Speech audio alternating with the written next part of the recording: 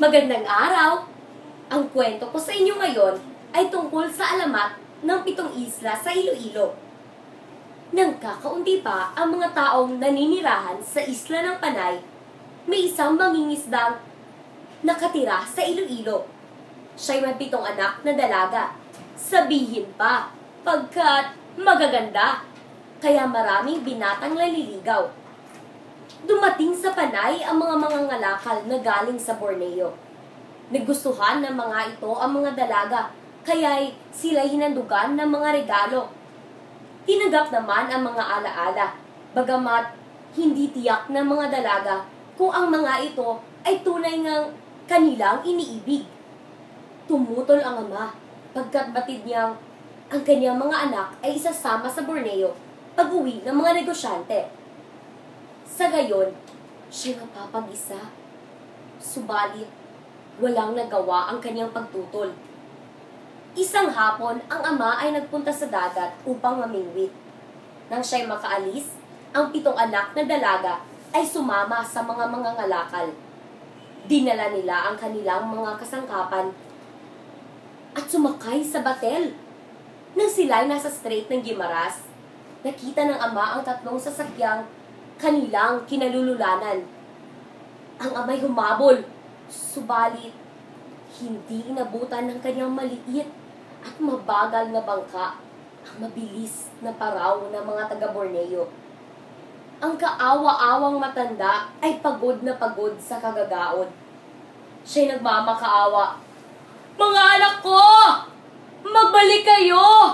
Huwag niyo akong iwan!" Siya'y nanambitan at lumuha na masaganang luhang sinalat ng dagat. Malamig na simoy ng habagat ang kanyang nadama. Bilang katugunan sa kanyang daing, ang alapaap ay nagdilim.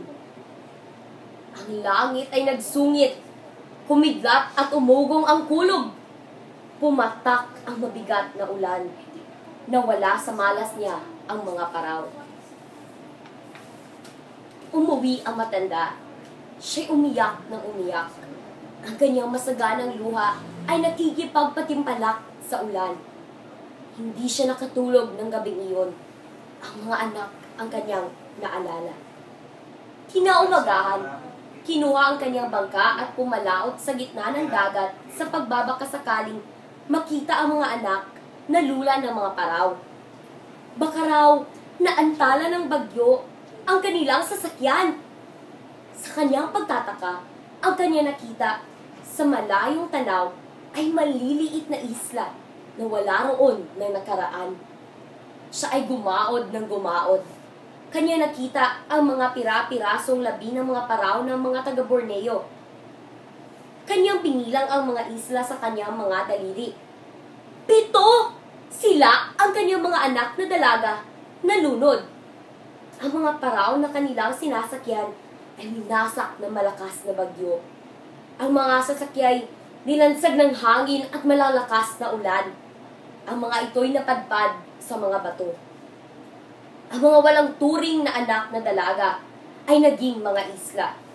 Tinawag na mga isla ng 7 makasalanan o ang Isla de los 7 Pecados.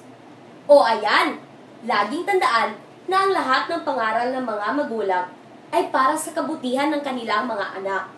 Hanggang sa muli, paalam!